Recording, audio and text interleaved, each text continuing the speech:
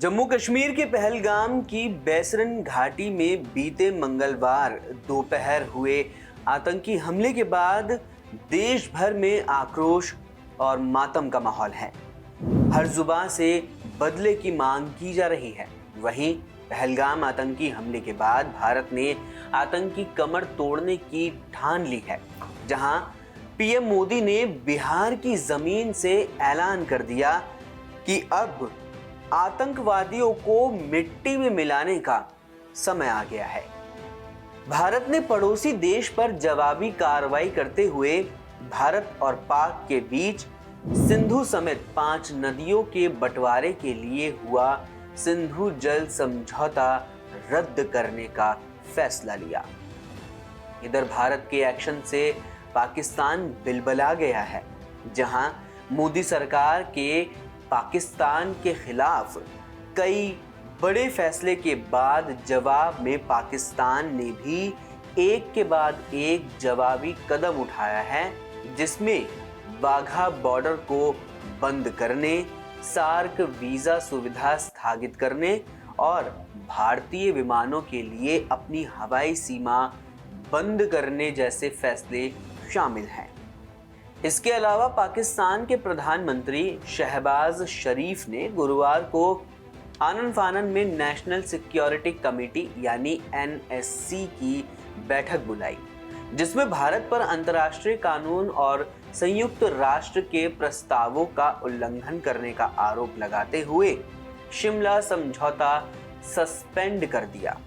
पाकिस्तान की इस गीदड़ भभकी के बाद एक बार फिर शिमला समझौता चर्चा में आ गया है। चर्चाओं का बाजार गर्म है कि आखिर ये समझौता क्या है और इसके रद्द करने से भारत पर क्या असर होगा। आइए आपको पूरी कहानी विस्तार से समझाते हैं। 1971 की जंग से जुड़ी शिमला समझौते की कहानी।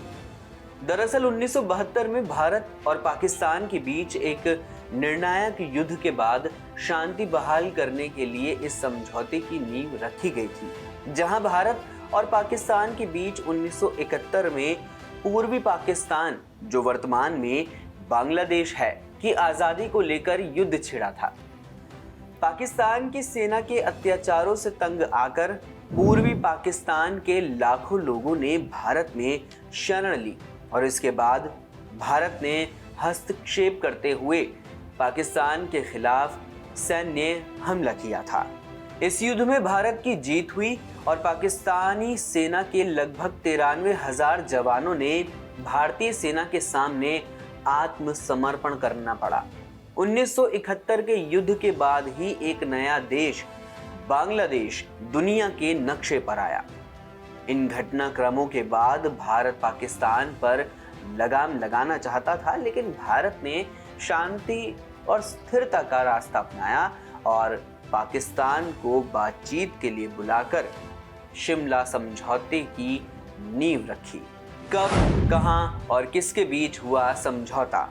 बता दें कि शिमला समझौता 2 जुलाई 1972 को भारत के शिमला शहर में साइन हुआ था, जहां भारत की तत्कालीन प्रधानमंत्री इंदिरा गांधी और पाकिस्तान के तत्कालीन राष्ट्रपति जुल्फिकार अली भुट्टो ने अपने हस्ताक्षर किए।